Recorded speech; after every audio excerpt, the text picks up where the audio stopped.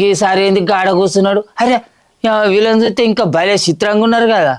అగో ఏందా రాముల తాత గంతగనం పరిశాన్ అవుతాను ఏంది అని చెప్పి మీరు కూడా పరిశాన్ అవుతారా ఏంది?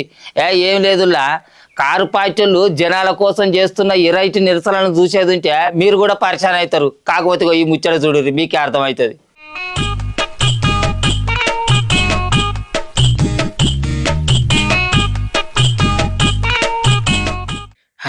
చూసిర్రా కారు పార్టీ ఎమ్మెల్సీల ఎర్రైటి నిరసన ఎట్లున్నదో. మెడల ఎండు మిరపకాయల దండలు వేసుకొని శాసన మండలి కాడ గీ తీరుగా నిరసన చేసిర్రు. తెలంగాణలో పోయిన సీజన్లో 4 లక్షల ఎకరాలలో మిర్చి సాగైతే ఇప్పుడు ధరలు చక్కగా లేక 2,40,000 ఎకరాలలోనే మిర్చి పంట వేసిర్రట.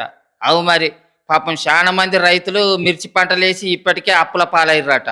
అందుకే రైతుల తిప్పలను అర్థం చేసుకొని మిర్చి పంటకు 25,000 రూపాయల గిట్టుబాటు ధర కల్పియాలి. మిర్చి రైతుల కోసం చేయిపాటి సర్కారు సెంట్రల్ సర్కార్ మీద ఒత్తిడి తేవాలి. అట్లనే మిర్చి పంటను సుగంధ ద్రవ్యాల బోర్డు నుంచి తీసేసి తిండి పంటల లిస్టులో చేర్చాలి.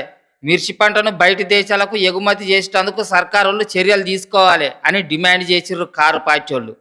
మరిగా తెలంగాణ అభివృద్ధి కోసానికి 30 సార్లు కాదు 300 సార్లు అయినా ఢిల్లీకి పోతా మోడీ సార్ను కలుతా అని అన్నాడు కదా సీఎం రేవంత్ అన్న. మరి మిర్చి రైతుల బాధను సెంట్రల్ సర్కార్కు అర్థమయ్యేటట్టు చెప్తాడో, వాళ్ళకు గిట్టుబాటు ధర వచ్చేదాకా కొట్లాడతాడో చూడాలి. ఇక వీళ్ళ నిరసన ఇట్లుంచే గీడ చూడిర్రి.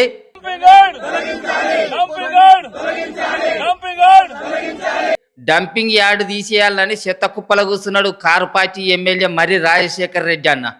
పట్నంలో ఉన్న మత్స బొల్లారం శ్మశానంలో డంపింగ్ యార్డు ఏర్పాటు చేసిర్రట.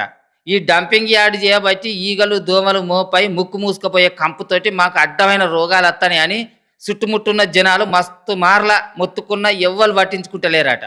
గందుకే జనాల తిప్పలు సర్కారులకు తెలవాలని గిట్ల చెత్తల కూర్చుండి ధర్నా చేసిండు ఎమ్మెల్యే సారు. మొత్తానికి గిత్తున్నాయి చూడిర్రి జనాల కోసం కారు పార్టీలు చేసిన ఎరైటి నిరసనలు. మరి జనాల గోడు ఇనని సర్కారు వీళ్ళ ఎరైటి నిరసనలను చూసన్నా పబ్లిక్ మేలు జరిగే పని చేస్తారో చూడాలి అని అనుకుంటున్నారు ఇవి చూస్తున్న పబ్లిక్.